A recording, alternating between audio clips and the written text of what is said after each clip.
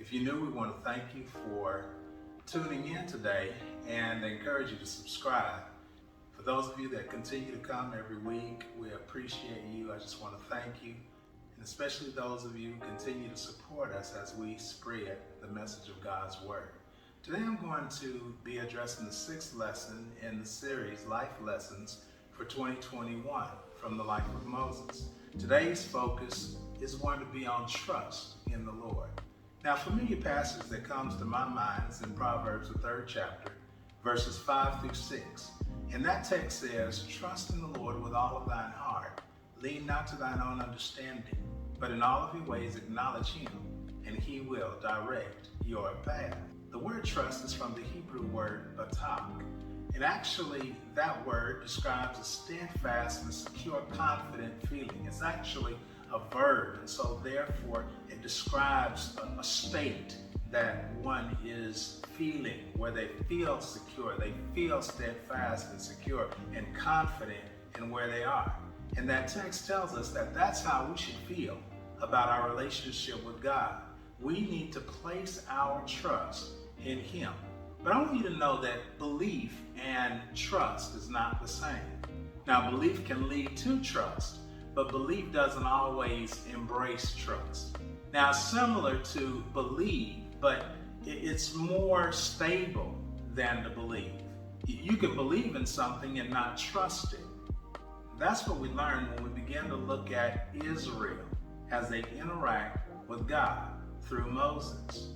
Now, they have no option to believe that God is.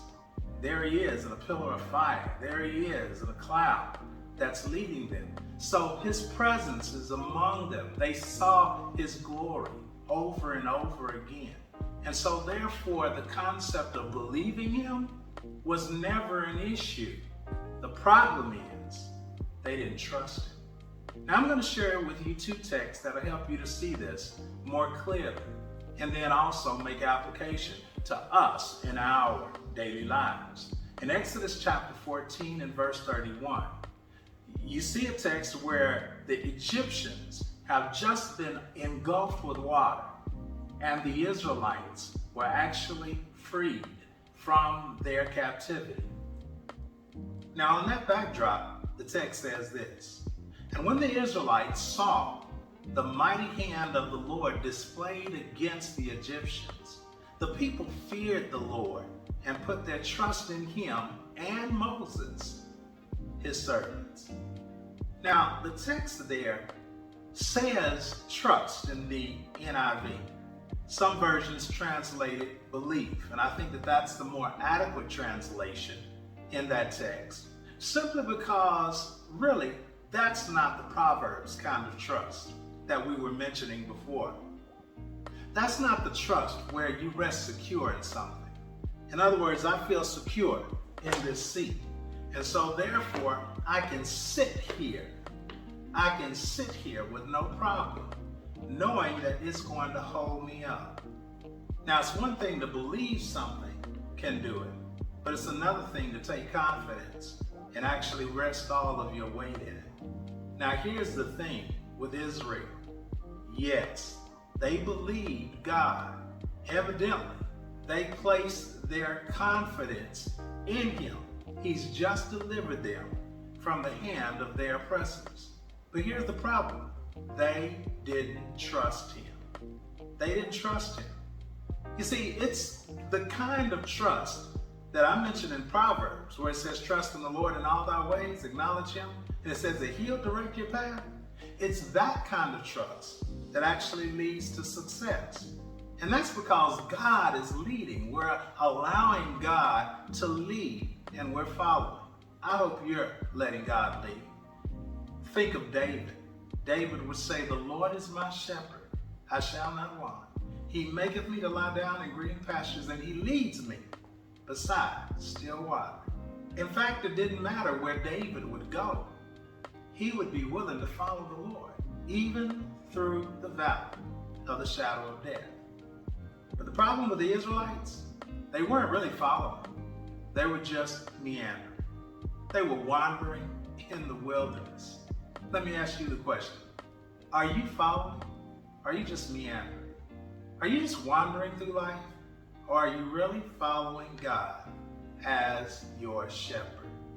Now I want you to notice Deuteronomy, the 28th chapter, and verse 52. Because this is really where we see Israel and where they were. Moses is communicating his prophetic farewell address. And as he communicates to them, he lets them know what's going to occur based off of the insight that God has given him through the Spirit.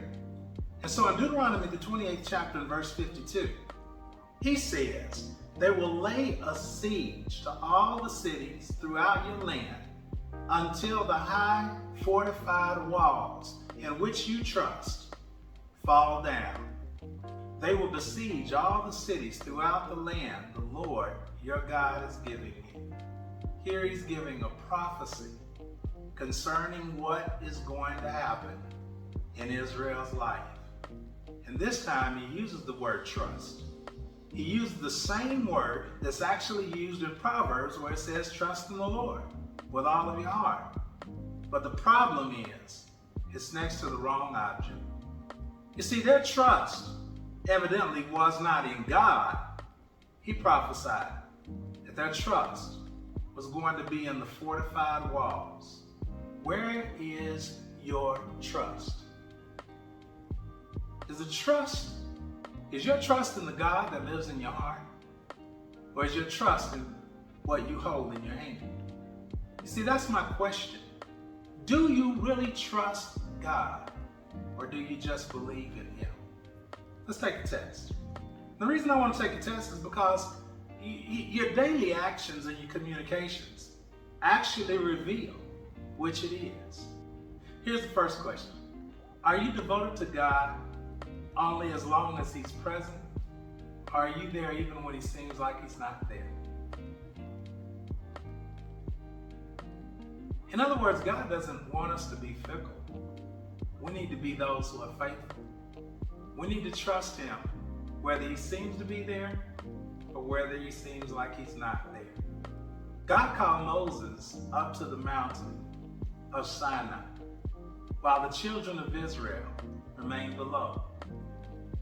But while there, individuals began to question whether Moses was still alive or not, and whether this God was going to be with them. And so what they ended up doing, when they felt that He wasn't with them, when they felt He had forsaken them, they made a calf, and they decided to give that calf credit for their emancipation from Egypt. What do you do when you feel that He's not there? What do you do when it seems like He's distant from you? Those are times that you need to pray even more. Those are the times that you need to really trust Him even more. And remember what He's told you. He said, I'll never leave you. He said, I'll never forsake you. But what they decided to do was replace Him. You see, the problem is that some people, they only trust Him when He's present. What about the times when maybe the things that you believe you should have are not there? Like bread, like water, like me.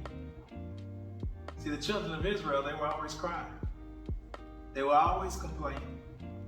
In fact, they would say, you know what? We should have stayed in Egypt. It was better in Egypt. We had all the leeks, we had all the melons, we had everything that we needed while we were there in Egypt. So when God didn't provide them the things that they needed, they began to complain. Why is that? Because they really didn't trust Him. It reminds me of the scenario when Jesus was in the wilderness being tempted of Satan. And Satan comes to Him and says, command these stones that they be made bread. But Jesus said, man shall not live by bread alone, but by every word that proceeds from the mouth of God. Jesus recognized that you have to depend on God for your daily sustenance, for everything that you need, and God will take care of you. In fact, he even encouraged the disciples when you pray, give me this day my daily bread. I think Paul is a good example. The Apostle Paul in the New Testament, he makes the statement, whether I'm with or without. He says, in all things I've learned to be content. Now here's the next question. Do you see challenges as opportunities or obstacles? See, I believe when you're confident to trust in God, the right kind of trust, you begin to see what some people call obstacles as opportunities.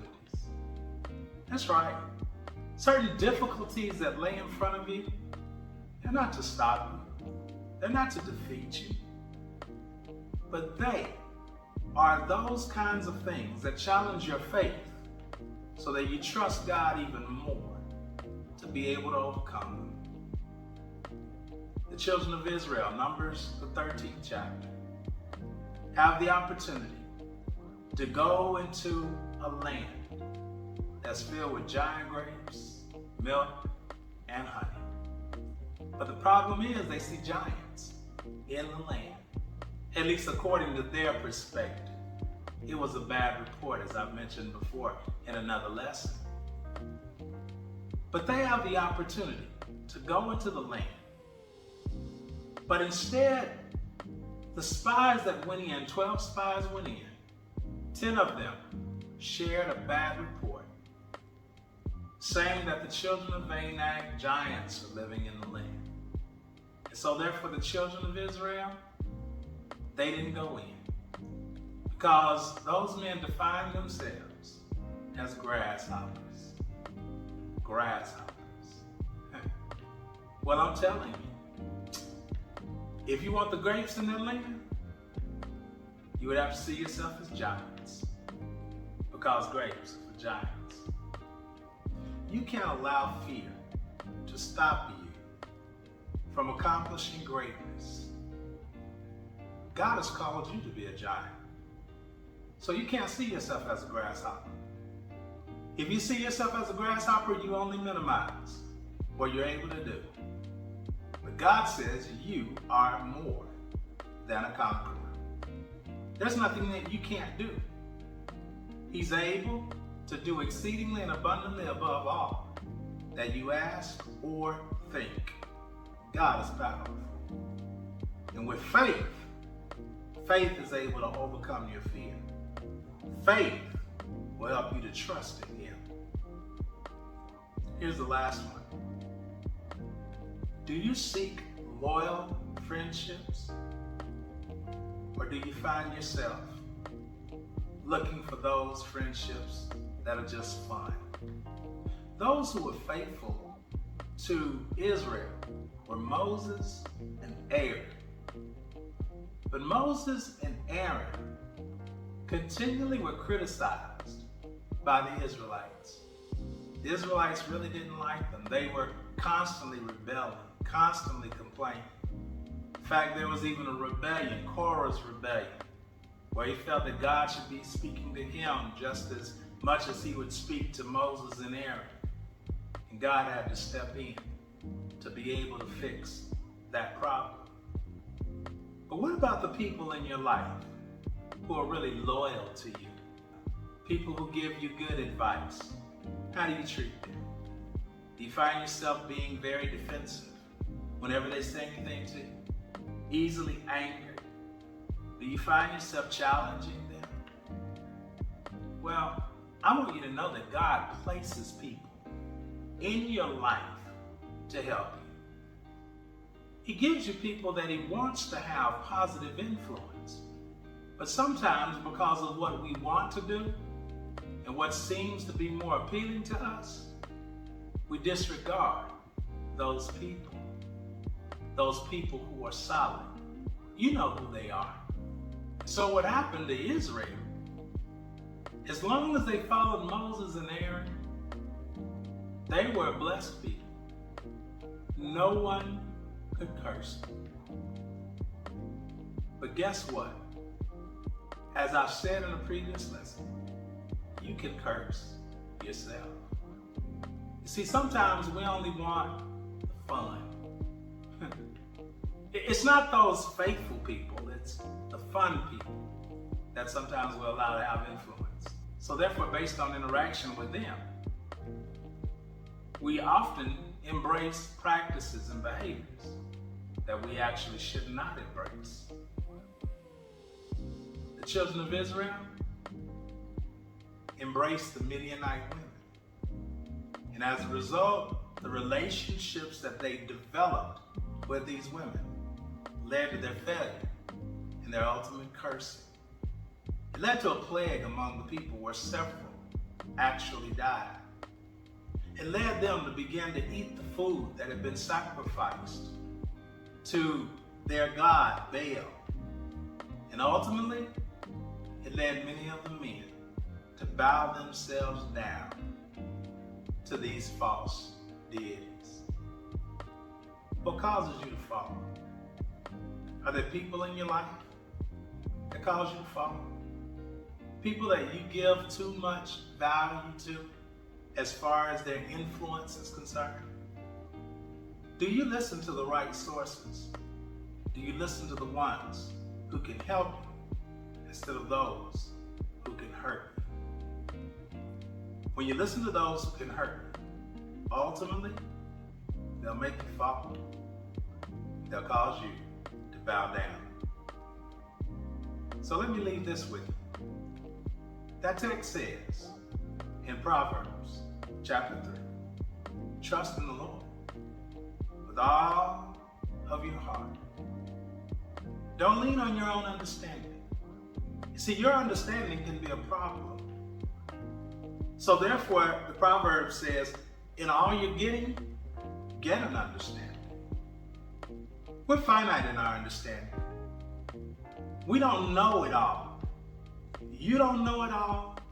I don't know it all. And so therefore, we have to learn how to trust something that's faithful and true. That's God. And here's the problem. You see, faith to the finite mind can appear to be irrational. But just think about it. Do you have faith in yourself, who's never made this round of life before? Or should you place faith in someone who actually made everything that exists? Here's another thing that text says. Not only do you trust and not lean on your own understanding, but it says, in all of your ways, acknowledge Him. Acknowledge Him. You see, when you give attention to Him, what happens is you start paying attention to His promises. And He has many precious promises. When you trust Him and trust what He says, He does not lie. He's not like a human being that He can tell a lie.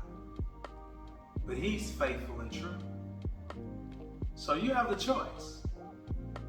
You can trust yourself, or you can trust God. As for me and my house, we're going to trust God. Hopefully you'll trust God too. God bless.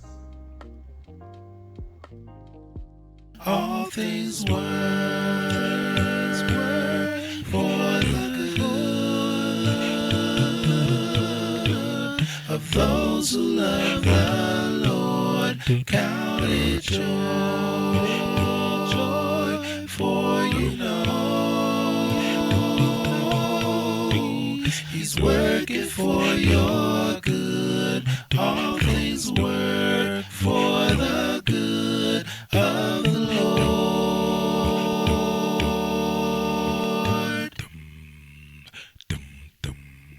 They that wait upon the Lord shall renew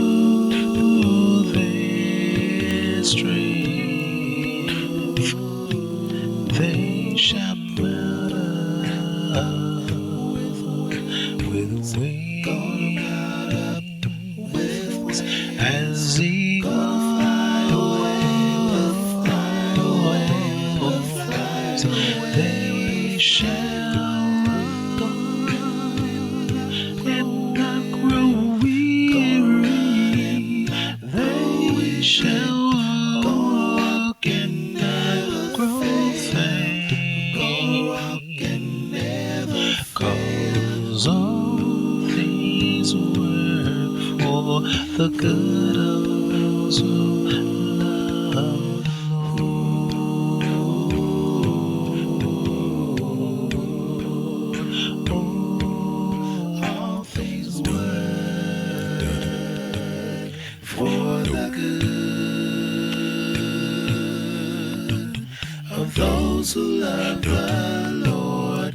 Count it joy, for you know He's working for your good. All things work for the good of the Lord. So when your trials seem to get you down, you only see trial and trouble all around. Just keep loving Jesus.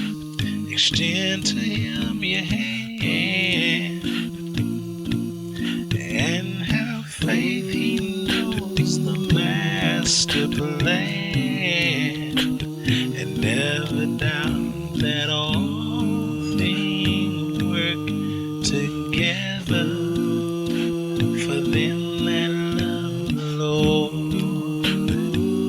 for them that love the Lord. Hey, all things work